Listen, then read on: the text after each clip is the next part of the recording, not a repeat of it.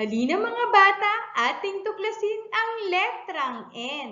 Upang magawa ang tunog nito, ilagay ang dulo ng dila sa likod ng harapang ngipin at patunogin ang bibig. Bigkasin ang Gayahin nga ang kilos ng bata sa kaliwa habang binibigkas ang noo. Kapag tinanong ko kayo kung anong tunog ng letrang N, ang isasagot nyo lamang ay, ang tunog ng letrang N, Handa na ba kayo? Anong tunog ng letrang N? Ang tunog ng letrang N,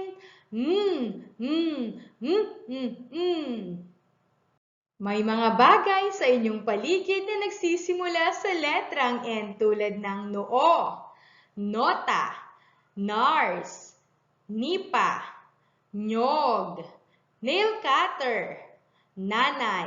Sabayan nyo nga ako. Noo, nota, nars, nipa, nyog, nail cutter, nanay. Ang lahat ng bagay na ito ay nagsisimula sa letrang N na ang tunog ay Pagmasdan mo nga ang iyong paligid, ano pa kaya ang mga bagay na nagsisimula sa letrang N? Isulat naman natin ang letrang N sa hangin gamit ang inyong kaliwa o kanang kamay. Itaas nyo nga ito at gayahin ako. Patayo, pahilis, patayo, patayo, pakurba, patayo, pahilis, patayo, patayo, pakurba. Tandaan na kapag sinulat mo ang malaking letrang N, ang ulo nito ay dapat nakadikit sa kulay asul na linya habang ang paa naman ay nakadikit din sa kulay asul na linya sa ibaba. Habang ang maliit na letrang N nakadikit sa kulay pulang linya at ang paa ay kulay asul sa ibaba. Tandaan mo, walang lalampas. Bilugan ang mga bagay na nagsisimula sa letrang N na ang tunog ay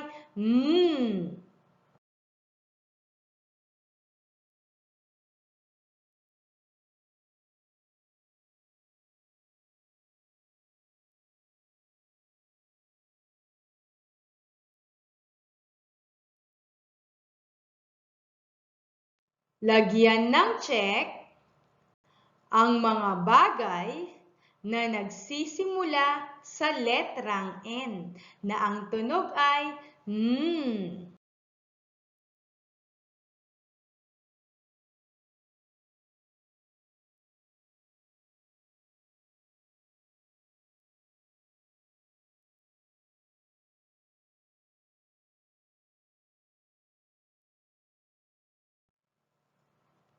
Gumuhit sa inyong kwaderno ng 5 mga bagay na nagsisimula sa letrang N. At pagkatapos, kulayan din ang mga ito.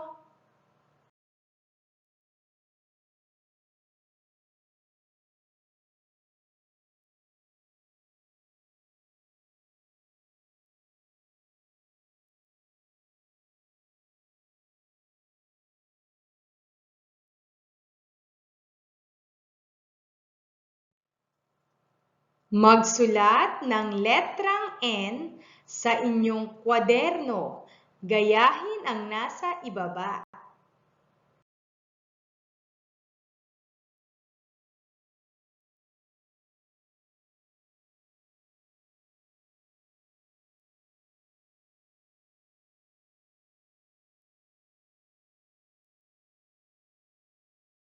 Making learning in writing, reading, and mathematics through the easiest way for children. To know more about the other learning videos and for more updates, pindutin lamang natin ang subscribe.